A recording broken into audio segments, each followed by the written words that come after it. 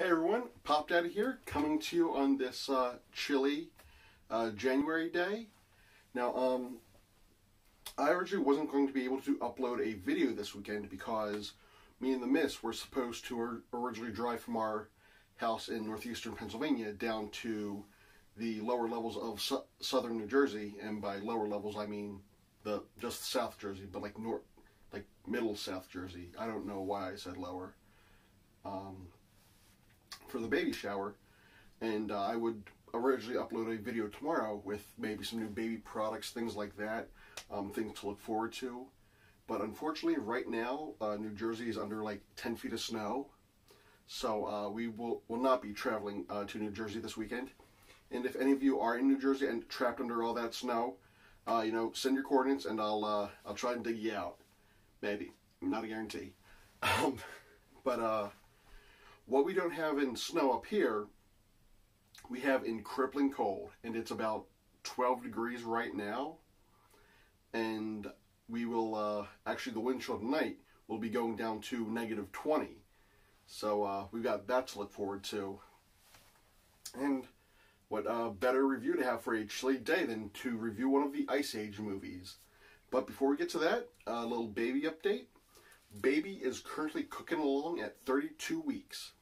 Which puts them at the size of a deer hunter hat, which is the hat of everyone's favorite fictional detective, Sherlock Hemlock, from Sesame Street.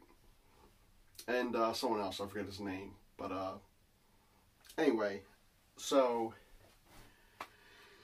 last night I watched the new Ice Age movie, The Ice Age Adventures of Buck Wild, which when I was telling people I was going to watch it, I kept calling him Buzz.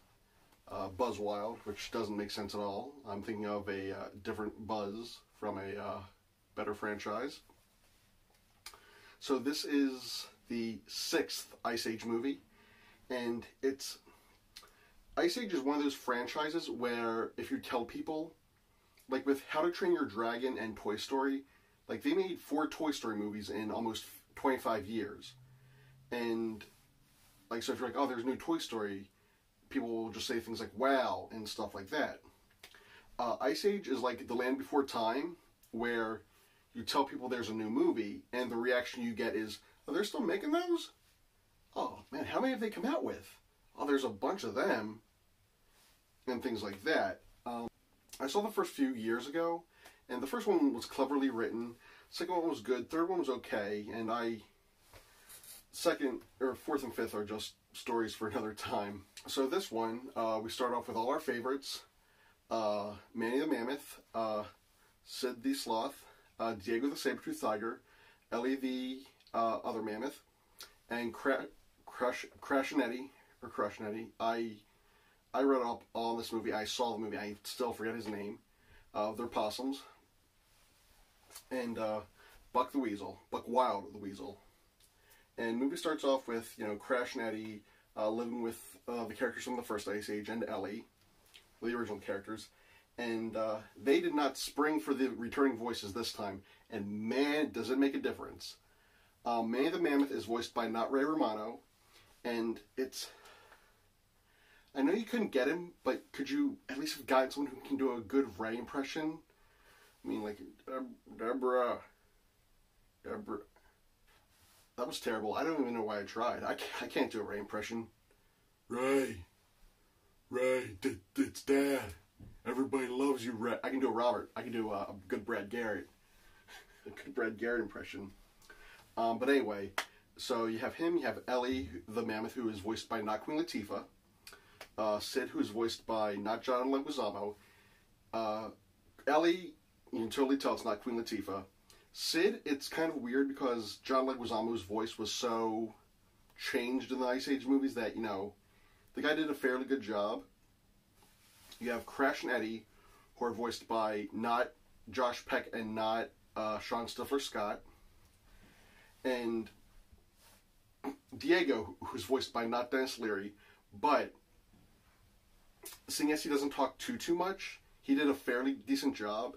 And the voice actor, Skylar Stone, if I may go on a tangent here, a few years ago, Skylar had a show on Comedy Central called Con, which I was a huge fan of despite being super young at the time, like 19, 20. And years later, I became friends with him on MySpace. And he was actually selling the DVDs. You know, I typed out, like, hey man, I would like one. Let me know when they're ready. This is my address. Let me know how to get payment to you.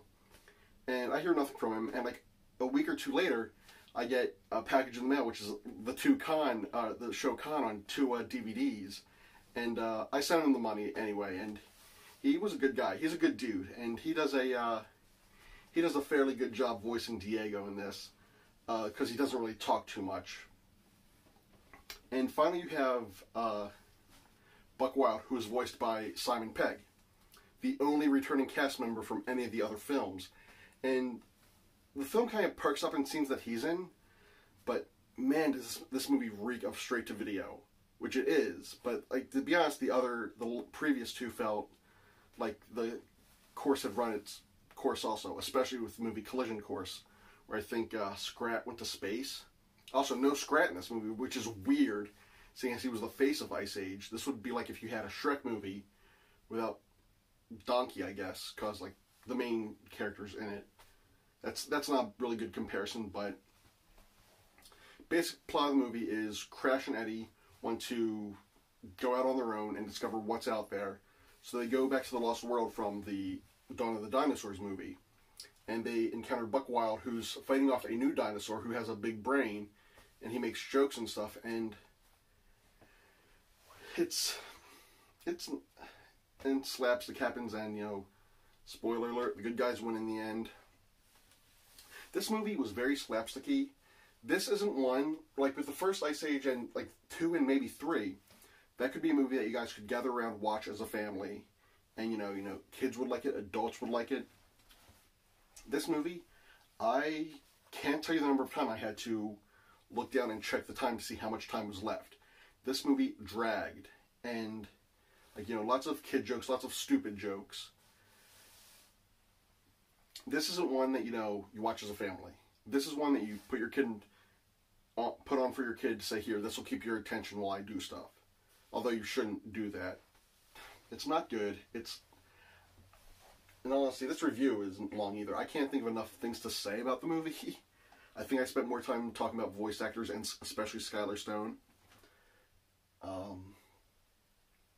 But the bright spot of this movie definitely is Simon Pegg, because even though, I guess, even he may not have wanted to be there, but he definitely gives it his all. He sounds excited. He brings a lot of joy and happiness to the role and to the movie.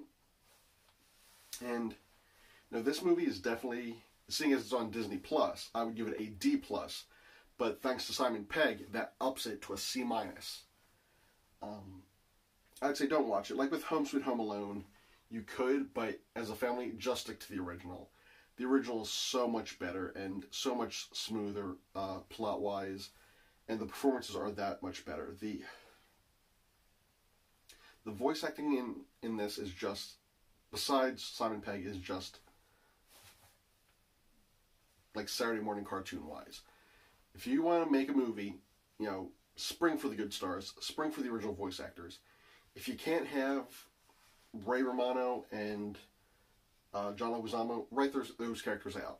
Make it about Buck by himself. The movie was not even decent at best, like existing at best. I wasn't underwhelmed, I wasn't overwhelmed, I was just plain whelmed.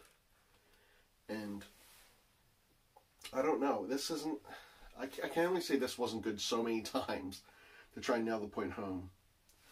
But, you know, I hope you enjoyed the review. You know, movie, I don't even know if it would be a good kids movie, actually. Like, I mean, it would be better for kids than it would as a family. But it's mostly slapstick and kid jokes. I'd say skip it. Anyway, future projects. We do have some baby procs to review. This actually, when I thought about things to review, I was actually going to review the Boone lawn. I'll put a picture of it here.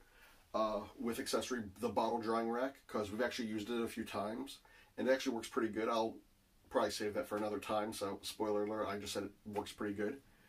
And, you know, if there's anything, any products you want me to review, any movies, any food, you know, go for it. I've got something kind of big that I'm planning on doing on Friday, or uploading on Friday, they'll have me filming every day next week, so that'll be cool. But anyway, that's it. Like always, send your requests to tompopdaddycoombs@gmail.com.